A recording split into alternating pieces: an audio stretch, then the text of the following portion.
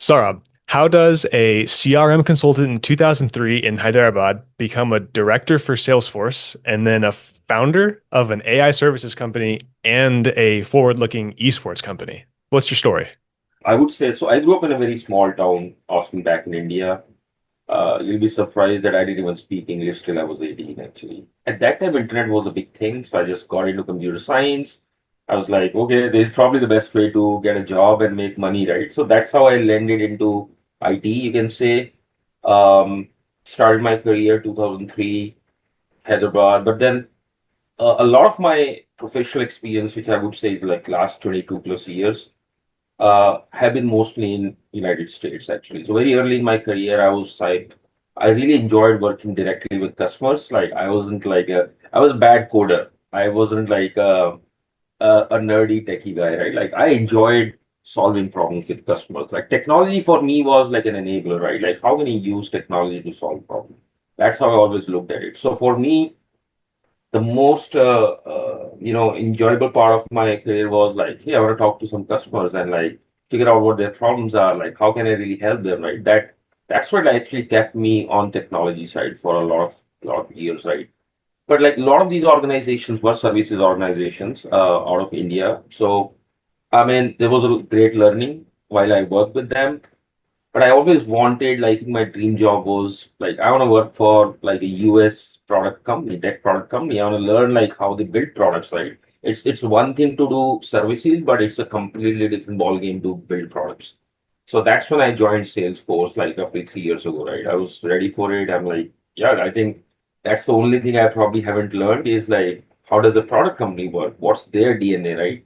And both businesses are different because services business is more of like a labor arbitrage, right? Because services, right? You're somewhere trying to get your profits and margins through, hey, how do we cost our services, right? Versus product is very different. You have high margin, but it's a lot of investment into engineering and like really what you're building and how you're marketing it. So they're very different businesses. So I think I got a good understanding of how Salesforce operates and how similar product companies operate. So well, that's what led into Salesforce. And then, unfortunately, I realized that's still not my place because I did not enjoy, working, which I figured like I've been working in corporate for almost 22 plus years. And like, I don't think I can do what I want to do. I think it's more like you do what they want you to do, right? So they're kind of carrying out orders no matter what, no matter how senior you are. That's my learning, and I was ready for like I'm gonna take my own journey. I want to build what I want to build. Take my own chances. That's when I started looking at esports. I was at Salesforce, so I was just like, hey, I want to do something community oriented, something that's fun, enjoyable. I learn also. I was a gamer in my early years. My son was starting to play, so I was like, yeah, this sounds good. And there was nothing where I live, right? Like I live in Frisco, which is north of Dallas. So it seemed good, but I had zero idea what it was. I was like, okay, I'm gonna start something, but I need people who know it. And that's when I like started really scouting for some great esports talent, like who I could work with. The idea was to build like an esports academy, a training program, a league, right where we are in Frisco. And I was lucky enough. I found some good people. I one thing I did believe in last 2.5 years is uh, there was there was an investment I made on the infrastructure side, which is like, hey, let's put up a good arena that's needed for esports. You need to have good machines. You need to have a good place, right, for families and parents and kids to be part of. But then I realized very early, like human capital investment, a lot of people don't think through that, and I think that's really important. So investing in great talent is one of the things that people miss out, and you're just always thinking about, hey, these are my assets, this is where I'm spending money, but you're always like not giving enough credit to the people that you work with. So I think that's where I was lucky, and I continued investing in our team. And like XPLeague Fisco, it's been open for like almost 2.5 years. We're doing pretty good. We have really like grown almost 60 to 70% every year since we opened. This year we won a championship on Minecraft Bed Wars. It was a national championship. So I couldn't be happier. Our families are happier. Our team's happy. It's a really great spot where we just see a growth from here. Now, this is still like wasn't enough. I'm like my tech background, right? So yeah, I wasn't using my background for that. I think what I learned from XPLeague was how to stand up like a local community business. So how to do hyper local marketing, like so those kind of things. But that's when I started thinking last year was like I want to build some tech products for sports. And that's when the FractalKX was born, and I've been working on a lot of new products that we are going to bring for grassroots esports from FractalKX. Seeing like the community based thing and wanting to turn that into something more is I think it's a really good place to kind of start from because you've seen what it looks like on that small scale. And so what is kind of the goal, would you say, with Fractal KX? I think, I mean, the goal is really, I see a lot of opportunity in esports, especially understanding last 2.5 years. And, I joined esports in a way like as an entrepreneur when um, things were not good, I would say, because the professional esports, it like kind of grew and then it was like really going down, it was stabilizing. So I had no idea of what the background was. So for me, the esports was all community, youth esports, how kids need to learn. Like that formed my worldview of esports. And with that, when it elaborated, I realized like I mean, everyone's been focusing on just sponsorships and like prize pool and all that, right? Like that's how esports work. But nobody's really thinking into how that funnel looks like. How can you really bring younger kids into that funnel, right? And they can become professionals. They learn a lot of skills through that, right? And if you really look at US's education system, that's the beauty of it. Like most of the sports are like really builds the funnel into your middle school, high school, and collegiate, right? Like that's how we can produce so many great athletes. So I realized that's not at par in esports, and I was like, I think there's a lot of infrastructure, digital infrastructure that can be built. So that's where I saw the gap, and that's where we are going ahead. Like the goal is to build an entire ecosystem of digital products for esports, so that we have young kids, we have gamers that can grow to be professionally athletes. So creating the people chain basically, like Mhm. because like you said in school, like you might learn how to play football or baseball in middle school, and then in high school you play on the high school team.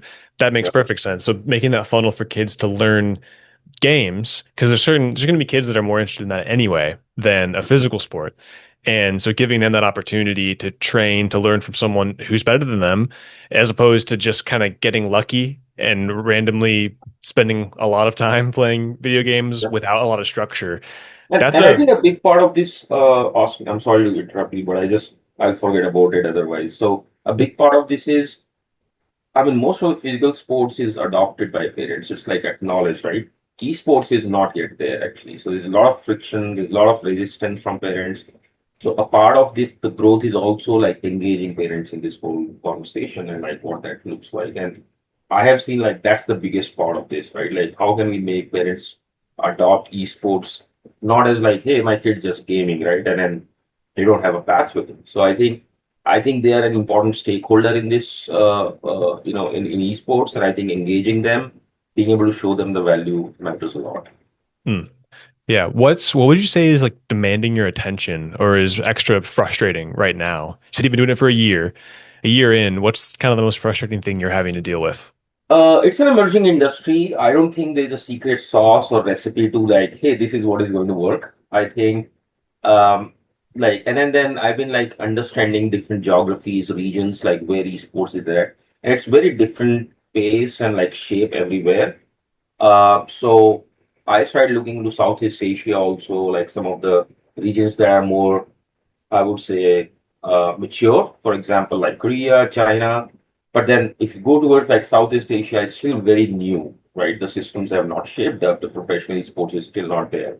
Versus US, like it has its own way of like, where it is right now. So I guess the most challenges are like really understanding what works where actually, right? Like what are the real needs?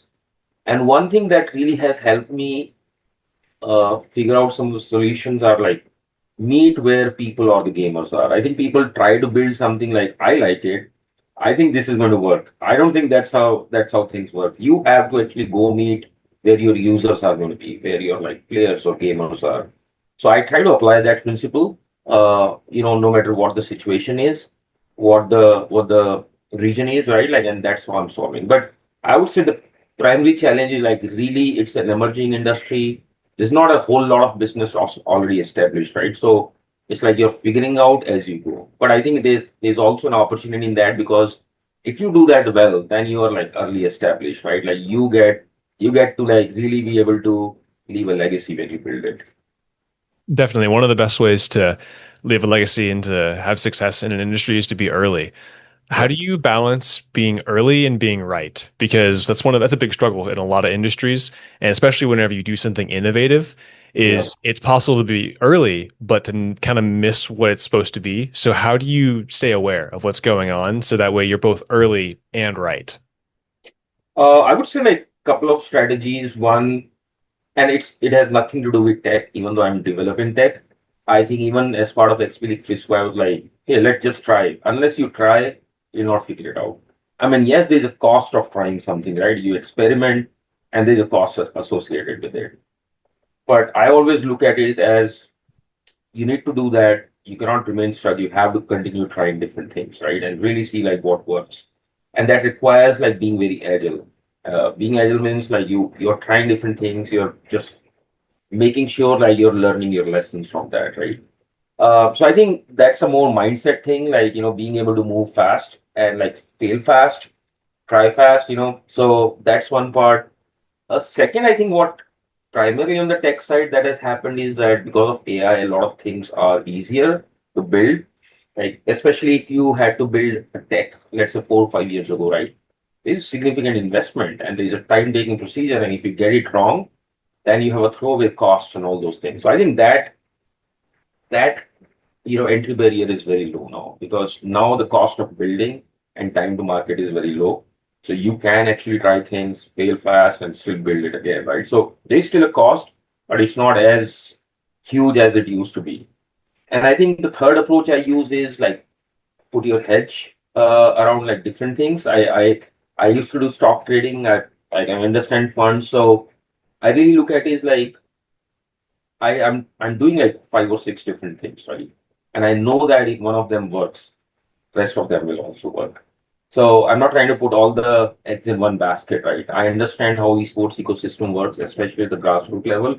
So I'm building multiple products, and I know that if even one of them works, that's good enough for us. Hmm. You mentioned that you've done some it's like stock trading, it's diversification, right? Yeah. Hmm. So why do you think that diversification is so important, even in like an emerging industry like esports? I mean, as I said, like because a lot of these problems haven't been solved before, right? So you have to Uh, and then there are some established players. So I guess like in my view, it's more like your ability to manage risk through diversification. For me, as I said, like you can always pick one thing and go very deep in it. What I do is I start 5 things and I try to gauge the market by like what's the breadth and what depth looks like, right? So getting that early is very, very important and just pivot basically, right? Like I have been building products for last 1 year and I change it. Like I try, hey, is it going to work? No, fine. I'm gonna just change the shape and like the roadmap and everything. So I think that's what is needed also. Hmm. Yeah, agility is a huge factor, I think, especially when you're starting, because Yeah. you you kind of have that flexibility, right, when you first start. What do you think is something that, I mean, I know it's an emerging industry, so the number of competitors might not be huge, but what's something that your competitors miss or get wrong in this, what you're doing? I don't know who our competitors are, honestly. I think the US system is a little different because here it's more like public schools, right? Like a part of esports. Um, it's very monopolized, I would say. I don't want to name the platform, but like there are some platforms only that are like the only ones managing the entire thing, right? I think there's a big opportunity outside that. It doesn't have to be just 1 or 2 platforms doing that. So somewhere like I see some opportunities in democratizing some of these products and opportunities. Versus like some other geographies, it's more like it's an open canvas. Nobody's doing anything, right? So there are no competitors. So you just start building and try to be early in the market. So I guess, as I said, like it depends on who you're building for, where you are, right? And then where the opportunity is. So that's how I look at it. Like if it's US, I look at it as there's a lot of democratization possible here in US. If I look at other geographies, I see like a complete blank canvas and like, yeah, I mean, build something. People are hungry for you give something in their hands, right? Like they want to be successful. Like there are a lot of gamers like we want opportunities, right? So, but I think one thing I do always consider is like I'm a more conscious capitalist kind of person. So for me, growth is important, but growth has to uh, it has to run on certain principles actually. So I have my own principles through which I build business, and it has to give back. It has to create a higher value and impact, and that's how I see the value in how you can grow in revenue or other areas. So for me, that remains always more important than just the numbers. Hmm. That is fascinating. Do you mind sharing kind of what that framework looks like? Uh, yeah, I mean, I don't think I've built a framework. I think it's just my own morals and ethics. I guess I operate with. For me, and I always heard like people say like, hey, if you're in a business, you gotta sell your soul or you gotta like do something, to be successful. Like I always questioned that. Like, I was like, I mean, I guess because there's just so many billionaires out there and I'm pretty sure they had to do something to be there, right? But I don't think I always bought that. I felt like there's always a path, maybe a tougher path to go through without really compromising on your morals actually or ethics. And those are like and I think those are driven by who you are, your life experiences, your cultural impact, right? Like your religious impact. Like there's just so many things shaping up that those morals and values, right? I think that's what drove me is like I'm gonna stick to these and there are things that I'm just not gonna do no matter what. And I think that drives me, but a bigger part of it, I think embracing everything that comes. I mean, one thing I've realized, I think I've gotten good at is when I talk to people, I have a good understanding of their vibe, their character, and I love working with people like who really want to make a change, who are driven by the purpose and the need for impact, right? I think that's where I find a lot of alignment, and where I don't, I try to stay away. Yeah, I think something that I've heard a lot recently. I've been talking to people who have started companies for the past few weeks, and a common theme has been the people are so important. The people that you have in your business, in your system, just surrounding you are so important. And when you find the right people, you do basically everything you can to keep them. Yeah. And kind of a framework that I've heard is hire slowly and fire quickly. Like Yeah, look that's for the right people carefully, and whenever it's the wrong person, like when the circumstances are the timing is right. When it's the wrong person, be ready to say, "Hey, you're not aligned with what we're doing." no, I agree. I think that's a great point. And just to elaborate on that, I mean, if you are getting into business, nobody knows, right? Like you may be desperate, you hire people, sometimes you have a bad hire, or sometimes it just doesn't align, right? Like maybe they're not made for that role. Like I have realized last few years we hire and it just didn't work out because not because they didn't want to work or like anything, just they were not fit for the role. I mean that can happen. So it's absolutely important to build a team around you and that owns and that can execute that align with you. I think that is the recipe for success. I think at least in my view, I've heard like Steve Jobs from Apple used to be like more autocratic style, like I'm gonna tell everyone what to do, right? And he still got the Apple made actually. But I think my way is like really enable, empower like your first line, uh give them make them a partner in this. They're not your employees, right? Or they're like, don't treat it as a job for them. Treat it as like they want to grow their career, they want to be part of this, and they want to own a piece of it also, right? Like, why not? So I think when you start treating people that way, they're much more open to treat it much more than a job, right? They'll go all of the way.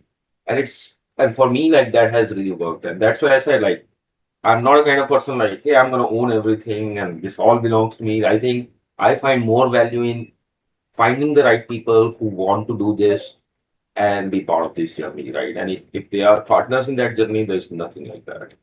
Okay, so if FractalKX and like the whole all your business ecosystem that you're in, if that were to double overnight, what would be like the first thing to break in that system? What would be first thing to break?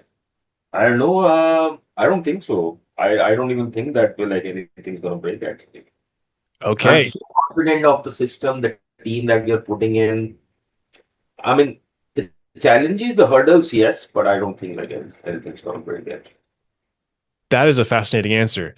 So why Give do me you some think? ideas. Maybe I can answer. Like, put me on spot if you want to. Well, I'm curious why why you're so confident that it would work because I think a lot of business owners would say like, oh yeah, I mean the the sales channel just would absolutely fall apart, or like we wouldn't have enough people to handle what delivering the product or whatever it is. I Yeah, think that being able to say I think it wouldn't break is important. That's a very good answer. I mean, obviously it's a great answer to have, but yeah, yeah. what gives you that confidence in the system that you built? I mean, I think it's a big thing to say like system's gonna break. I think that means you don't have solid fundamentals that you're building the system. That's how I see it. So if you to me the solid fundamentals again come back to the people, the team that you're building, right? The systems you're putting together. Um, I mean, there are always going to be challenges. So let's say one is like sales, right? So I come from sales and marketing background, and I find it always very interesting that people want to sell their product. And it's like you go after your customers and I'm gonna try to sell it, right? I have a very different psychology. I feel like you create more inbound. Create such a product that people should come to you. And then your sales becomes very easy. Now, is that easy? No. You can always put up like a very average product and then you hire a lot of salespeople and say like, go sell this like as much as possible, right? My approach is take your time, build a product, but build a product that creates its own inbound, right? You don't have to hire tons of salespeople to do that. You have to build a good product and scale organically. Like again, another area is like I'm not gonna like scale just inorganically. Like hey, I want to do 10x in next one quarter, right? Like I think organic growth is good, just like organic food. We live in a world where of startups and valuations, like everyone's like running after, certain areas. So, but I mean, I don't tend to think in that direction. So, to me, it's the organic growth that matters. Like, if you are shooting for organic growth, you have the right people, you have the right strategies, right? I don't think it's going to break. Yeah, I think the organic growth is it's such a healthy perspective because that would be like the most sustainable system. Like Yep, if it's going to be can say organic, that. if you're Yep, willing for it to be slower yep, but more organic, it's going to be able to last longer because like you're saying the people being right and the system being built to withstand the organic growth, that's huge. And I think building a product that creates inbound on its own value is that's a fascinating perspective.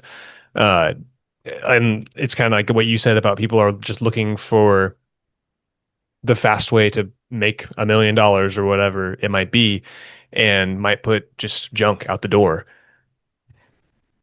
Hmm. Yeah, I mean, a great example, Austin, is like Apple, right? So, I mean, one thing that Steve Jobs did pretty good was he didn't have to put salespeople or like distribution channel, right?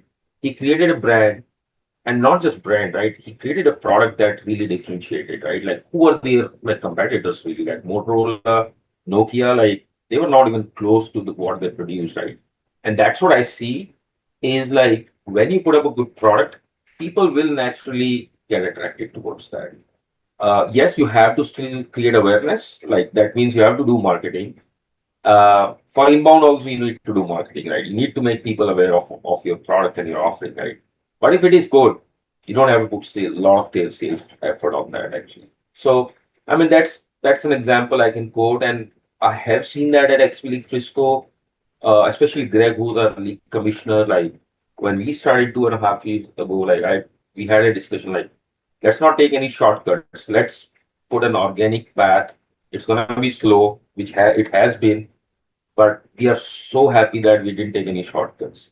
And now parents see the value. Now kids see the value. We don't have to really worried about like, hey, we took some shortcut and now it doesn't work. Now we don't know what to make out of this actually. So the system has created a very organic, sustainable way for us to get kids and get families involved. I mean, that's such a great example just in my own experience. So I really learned from that. but it also means like having more patience because sometimes people get impatient, like, hey, things are not working, and it's okay. Like, it's just being more consistent and just have patience in your abilities, your team's abilities, and just make sure you continue to learn and invest and be curious. So I think some people may or may not really fully understand the world of esports. Who is your customer? They are like, if you really look at like in youth esports, it really depends. I think your most of our customers are like parents, if it's like school age kids, because parents are the decision makers, right? Parents are the one who decide like, hey, my kid needs to get into a football program or like a little soccer league or something like that, right? So for us, like parents are the main customers as far as like youth esports training is concerned. Um, I think that's one segment, but as kids like start growing up, like in college and all that, they become your direct customer because they are independent gamers. They are like trying to compete and they're trying to be part of like these leagues and tournaments and stuff. So and then third category is institutions, right? Because there are a lot of I mean in US it's less, but other geographies you have a lot of private institutions. They do want to attract kids based on what their interests are. I think esports is a big thing. Even if you look at US, like a lot of universities and colleges have started esports program and esports facility, right? And the reason is because they want kids. They want kids who join their programs. They enroll there, right? So it's something just like sports, right? They have to invest in it. They have to provide scholarships, right? So in my view, like our customers, I would say like parents and like the gamers, players, as well as like institutions. Tell me about a time that you had to pivot from an idea you thought was going to work and then found out it wasn't working. Oh, it's one of our recent products. It's called GGLife. It's not just one pivot. I've been pivoting last 2 years actually. It started with an idea almost like 2024, roughly 2 years ago. We started XPLeague Frisco. It was still community oriented, and we were like, we need to do something other than esports. We started a game design program. It was like supposed to teach kids on the game design concepts, less on the development side, more on the concept and the storytelling and the architecture of game, less on the actual coding side. I mean that's how it originated. So that's why the GG Life name came. Like we thought like it was perfect for kids like who are into gaming, they want to learn game design. We spent almost like 7, 8 months. I mean we had some kids, but it never really picked up, and we were always like, why doesn't it work? Like there's so many game developers out there. Why do kids and parents don't want to do this, right? Eventually we had to shelve that. We pivoted and we tried so many different strategies. It just did not take off. So now back 6 months ago, I was like, I need to still use this brand. Like it's such a great name and like it's still gaming related. So we kind of converted that into a tech product. So this is the second major pivot, right? From game design to like, hey, let's build a tech product. I pivoted towards like let's put like a youth esports platform, right? Something like that we use at Expedite Frisco, which is like, hey, we have kids, we have coaches, let's create like a team-based system where coaches can like schedule and they can like provide their feedback. Parents can see all that, right? That kind of system. Well, I figured out even that doesn't work a lot, right? Like I mean, we adopted it, but I feel like the youth esports is not where it is mature yet to adopt something like this. So then our next pivot came, which is my recent pivot, and I'm very bullish about that. I feel like that is going to work.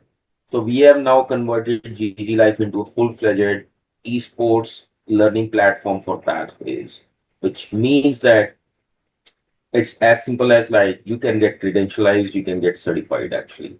If someone who's a kid, who's in college, you can find any program listed. So think of it as an ad tech platform where, and it is the beauty of it is now it's not like just some people say like, hey, I can just generate from chat gpt or I can just do it from Gemini, right? Everyone thinks like AI is going to solve your problem. No, it's not. So you still need a more structured path. You still need something more validated. You still need something that is measurable, right? Not just a snippet of something of a lesson or like a curriculum, right?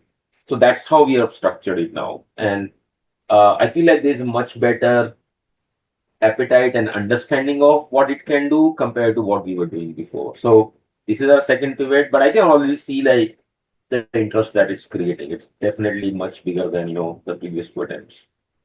That's always really exciting. Pivoting twice on the same idea is, I mean, that's pretty bold. A lot of people would probably just toss it after the first pivot. So that's, I mean, that's exciting to hear that that's changing like that. Yeah. Speaking of the AI thing, talk to me about how AI is like your kitchen pantry. Oh yeah, I think I would say it, and it's very personal to me. I would say, and I share a lot about it.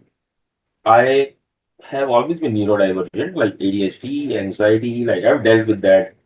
I mean, I don't know whether it was like I was born with it or like corporate life made me like that. I don't know. So I feel like with time I realized like my ability to just sit and like just document something or do things were like slow. I wasn't like really interested. I was always more creative. I enjoyed focusing when I was like creating something, building something. So fast forward last year when I like really started like AI has been there for a few years, but most of the people use it for chat, right? Like I'm gonna use it as a chat for like Google search or like I mean maybe some more, but most I would say 95% people use it for like, hey, I wanna discuss my personal problems or I wanna know what's the best product to buy, right? So I guess like that's what people use it. I think I started using it in a very different way, like I want to validate ideas. I want to learn more about how you expand, how you build products, where you fail. Like, so I really like went into the depth, even from a research standpoint, like how I used it. And then the next step was really like building with it. That's what I adopted. Like, okay, and you don't have to be technical with AI. You can like if you have a really good idea, just sit and learn. I mean, yes, you're gonna spend some AI credits, but it's worth it. Believe me, like to do that. So I started building, I learned a lot in that process. And during that process, I was able to find a lot of efficiencies in my own work now. So what it has led to me is, Austin, that within 1 year, I have a fractional job that I work at as a VP of growth. I have 4 or 5 products that we are building. We have XPLeague Frisco and I have an AI native services. So I work on 6 different initiatives and I still have time in the evening to spend with my family. Hmm. And that's where I see a lot of value. I see a lot of so much of that can be done. And I honestly like that's one area I feel so passionate. Like education is so close to me because like that's what I'm trying to do with the esports also, right? Like how can we really educate the younger generation actually?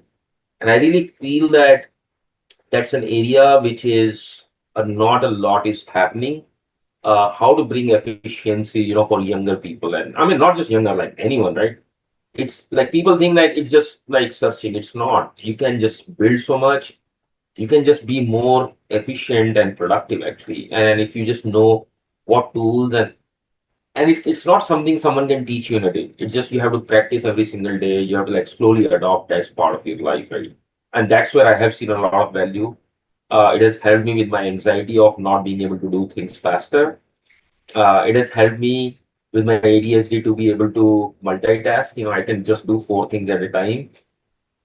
Yeah, and then just gave me a more agility in terms of let's try this idea. Doesn't work, fine. Like we'll just skip to something else. If someone was wanting to get better at using AI, like you're saying, but they're so used to using it, talking about their personal problems or using it like a therapist, how would Yeah. you encourage that person or how would you kind of help them see how to change how they use it? Like, how would you explain that kind of shift in the mindset? Yeah. So first of all, AI is not your therapist. People should understand. Um, I mean, it has a tendency to kind of go with the flow and just hype you up on everything. That is one thing I've seen. Like it's like your echo chamber, right? I mean, if you're gonna throw an idea, it's just like great, yeah. I mean, sounds good. Let's do it, right? I mean, don't go by that. I think use it for making yourself more knowledgeable, right? Like learn new things, but don't use it for decision making. Don't use like, hey, is it a good idea? Should I go do this? Right? Like, don't trust on that. Use it to gain more knowledge. That's the first step. Like, use your own judgment to believe in what you believe or like follow what you want to follow. But I would say like learn and like try to execute some ideas and see what works because AI will never be able to tell you like this is what is going to work. It cannot. If that was true in last 2 years, 3 years, what has happened? Most of the people will be millionaires or like they'll be doing so great, right? No, it cannot tell you that. Uh, I think the next level is really like pick up 3 or 4 things in your everyday routine and try to automate that using AI. I think that's where a lot of value is. So whatever roles people have, so I'm a founder, I'm also a salesperson. I've automated so many things that it just helps me on my everyday productivity. And I think that's where a lot of people do not know how to proceed, like how to go from really using it for chatting to like really automating my activities, right? That's the next jump. And then building, right? So for me, there are like 3 steps of evolution. So chat, and then like just automate, and then third is build. So that's the growth path for people with AI, right? Like start with chatting, but try to go to automation, right? Like pick up some of the activities that you do. I mean, you're posting on LinkedIn, you can automate so many things. You're doing some shopping, you can automate those things. I mean, they just, and you don't have to be very specific of tools, right? There's so many tools out there. And learn more about it. Just so changing so fast, like you have to every day keep up with, what is happening. So continue learning on that. I think that's what the currency is going to be in future. Like people who are going through this AI cycle are the ones who are really learning, not just observing, and like continuing to use and pivot from that. So yeah, I mean, I think those are the things that people should do. That's a good note. Breaking it down into three steps like that makes it pretty clear. It's like there's the way you're using it now, and then you can kind of start to automate some things, and then you can start to create with it. And Yep. like digging into each of those more deeply is absolutely like how you figure out what's going on. Yep. That's a really cool framework. I like that a lot. What is something like a problem that you've seen come up in building XPLeague, building FractalKX, all these systems that has kind of like kept coming back up again and again, kind of that thorn in your side? I don't know. I have to really think hard. Like I guess like I'm just used to handling challenges on everyday basis that it doesn't even stick out. Because honestly speaking, not really. I don't know. I would say like capital strategy. Sometimes that's the only thing I can think of because I really feel like when you're experimenting, you're doing things, you're creating, right? Business especially, you have to be very good at what your capital strategy is. I mean, most people undermine that because you're passionate and want to do something, and you undermine the capital that you need, or you need to plan your finances. I think that's very very important.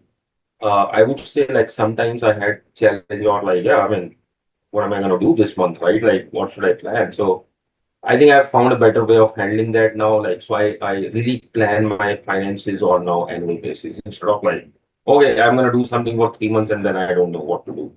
So I think your personal finance or your business finance, how it goes hand in hand together, have a good capital strategy for yourself and for your business. Um, yeah, I mean, that's like really important. Like just that mindset and being mentally prepared for that, it's super important. You don't have to share like the exact strategy that you use, but like how would someone learn about a better capital strategy than the one they're currently using? Or what's like a general maybe set of tips that you would give? So I would look at services and products are 2 different categories. So services, people tend to want to go profitable very soon. So services like you have, let's say, an initial capital investment and then you have ongoing operational expenses, right? But then services also take off very fast, right? Because you can start distributing it very fast, whether it's community business, your IT services or professional services, whatever it is, right? You can actually start generating high revenue much faster in services business. But it will always have a challenges of profitability and margins. Services business always struggle with that. So I think services, you should have a good runway into like, hey, this is my capital investment. This is what my growth looks like potentially. And then this is when I can break even or I can start making. So having that clarity is very, very important. And then you have to stick to that. Now, always have some buffer, like, if things don't work out, I'm going to put more money into marketing or sales, right? Or I may need to hire someone else. Like, there's always going to be miscellaneous expenses, basically, in that process. But sticking to your plan in terms of your expenses and what your growth path, that balance is very, very important, right? Sometimes the balance will go off. Seasonalities happen in every business. So managing that is very, very important. So knowing your like monthly P&L, right? Like where am I at? Like what am I really spending? What are we really earning, right? It's very, very important. Product is a little different game because product you are investing a lot. You are building an asset for long term. So you have to be mentally ready that if you build a product, doesn't mean that someone's gonna buy it tomorrow. You have to have a longer runway for product, especially I mean whether it's a material product or a digital product, right? Doesn't matter. So I think product is much higher, bigger runway before you can actually scale it out. But once you start scaling, the margins are better. I mean, that's the beauty of product actually compared to services. So both have its different strategies, I would say, depending on who's taking what path. I mean, that's what they should use. So it kind of depends. It just depends on what you're doing, the Yeah. strategy you should use. Yeah, and That's understand your customer, understand your industry. I mean, obviously, unit economics, it's very famous in that word is famous in startup world is that what's your unit economics? Unit economics is really like what is the unit that you're selling at the end of the day, right? And that's what translates into your acquisition cost, your operational cost, all those things. So understanding your unit economics helps you understand how you need to scale. And that's applicable for like services business as well as product business. so you said you have kind of three different pools of customers. What is something that each of those customers consistently misunderstands? I mean, parents I talked about, I mean, a lot of parents still don't understand esports. There's a lot of, I would say, bad rap about gaming in general. Parents don't see the value. So I think there's a lot more. I mean, when you compare it with, let's say, a soccer or swimming or martial arts, I mean, those like parents consider them as essential skills, right? Or it's like an academic activity. So parents are easily sold on that. They see a career. They see like, yeah, this is great for my kid, right? Gaming is not that. I would say still remains. Awareness is a general challenge, and I was surprised. Like I thought a lot of other countries are like that. Even US, I see a lot of parents who are not aware of what it is. And so I think having parents understand what it means, how it can be leveraged for like really inculcating life skills in kids and a potential career path, right? I think that awareness and education is the key part of that for my parents as a demographics, I would say. We do a lot on that. And I think we have kind of figured out, how to talk to the parents, how to be able to show them the big picture, right? So that has been really helpful. I think for kids, it's a little different. There are kids who don't want to be competitive. There are kids who want to be competitive. So you have to understand kids' psychology. What are they really into? I mean, and understanding that and having that conversation with them, especially in gaming, we get come across so many kids. Some kids are like very shy. They don't talk a lot, and the goal is like how to have them be more social. Like understand their personality. What is an immediate win for them, right? What is it that is going to help them? Right? So sometimes it's just as simple as that. While some kids are like, I want to win, but then that can become a very toxic behavior also. Like a lot of times we have seen. So bring a healthy competition mindset and like how to work with team, how to work with others. That's the best part that you can inculcate, and that's what we try to share with kids. So that's one thing completely dependent on how kids behavior is. That's what gets shaped into institutions. The institutions are also kind of part of in the same boat like parents, where they don't see a lot of adoption because institutions will react to where career pathways are. So I think institutions will adopt more when there are more career pathways. There's more, jobs out there. There are more opportunities out there, right? So it will automatically, well, it's part of the system, right? So I think that really depends on where esports as an industry going. What kind of opportunities exist, who are shaping up those. So there's so many stakeholders in that, right? I definitely see institutions adopting more and more. I've seen that path in the last 3 years, and it's going to grow in like next 5 to 10 years for sure. That's exciting. A big thing that I'm curious about in business growth is durability of Mhm. ideas, concept strategies that don't just work today, but will work tomorrow and years from now. What's one thing you said you've learned a lot in the past 2.5 years of this entrepreneurial journey? What's one thing you've learned in the past 2 years that you're still going to believe is true in 10 years from now? I think like just I would say like consistency. I think like consistency beats anything basically. Like, motivation, passion, everything's good. Uh, my take is like you got to be consistent every single day. Like people, if you're entrepreneurs, if you're gonna build a business, wake up every single day, no matter what it looks like. You got to take one step forward. And there will be days when you don't feel like. There will be days when you're like nothing's working. There will be days when you're like nobody understands. I mean, all those things, self doubts and frictions and all that will happen. But to me, single thing that beats everything is just being consistent. Like just like going to gym, right? Going to gym is like a lot of inertia, right? Like I don't know whether I want to go to gym or not, but you feel good, right? If once you've been to gym, so you gotta stay consistent. If you're not like really have like good body, you wanna have a good physique, you have to be consistent. I mean, business is almost like that. You just gotta stay consistent. It may be painful, but you still gotta do your exercise every single day. That's so good. Such a good reminder because that works everywhere, right? Consistency is the way that growth happens. Yeah. And one of the more difficult things that I've experienced in like my so far brief entrepreneurial journey is that there are some days that it really feels like you didn't do anything and but you did. It just, you didn't the outcomes, like the actual thing, like the goal doesn't feel any closer because it's just one day. But even those small steps are huge in the grand scheme of things, right? Yeah. So that's a really good reminder, I think. Yeah. I'll ask you one more question. This is something I love to ask all my guests.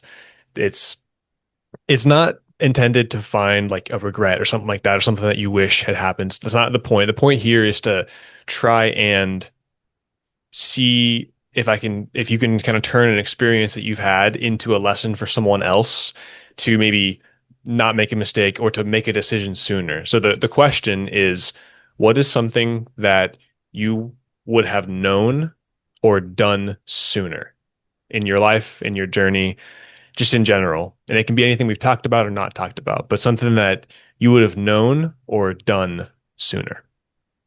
I wish I would have come out of corporate jobs sooner. On a personal level, I can say that I feel like I somehow feel like, and it's very, I feel like it's very personal, like to everyone. For me, like my personality, like when I operate freely, when I'm like flexible, it's just like a very different level. What's it like? I'm just taking orders. So for me, I'm like I like ownership. I like challenge. Like I'm gonna challenge myself, right? So I think I wish I mean I kind of had a lot of times when I was in those kind of roles in corporate jobs also I enjoyed that. But a lot of times you may not be lucky to have that, right? So I just feel like I wish I could do this sooner. Um, but I'm also a believer of like it is gonna happen when it is gonna happen. So uh and then honestly I don't regret. I mean when I look at things I feel like everyone's so connected well. Like every experience is so much important to you, right? So it is going to find its way to what you're doing now. And I'm a firm believer. It's very hard to put it in, words.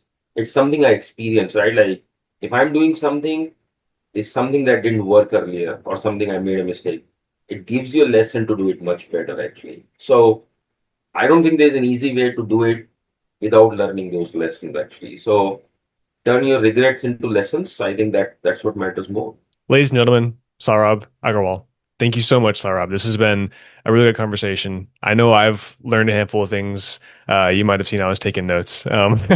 But I really appreciate your perspective, especially in an emerging industry like esports. I think it's the challenges that you face in a growing industry like that. It can be kind of unique, and it can give a perspective that more established industries can also benefit from, especially when you're trying to be a new player in those industries. But I really appreciate your perspective on growing a business, trying new things, and being entrepreneurial. And so, thank you very much. Yeah, thank you, Austin. I appreciate inviting me, having this conversation. I thoroughly enjoyed talking to you. And yeah, look forward to this. Yeah, go ahead and just drop a couple where people can find you, find XPLeague. What are some places they can find what you're doing? We have a good presence on Instagram. Feel free, go search it up. XPLeague Fisco. We have a good presence on Facebook also, mainly for parents. We have decent presence on LinkedIn where mostly I talk about it. It's a different place, you know. So yeah, these are some places people can find out. And our website is friscofalcons.gg. If you want to know more about FractalKX, go fractalkx.com. It's very early stage, but you go there, you'll figure out what we are doing. Awesome. Saurabh, thank you. All right. Thanks, Austin.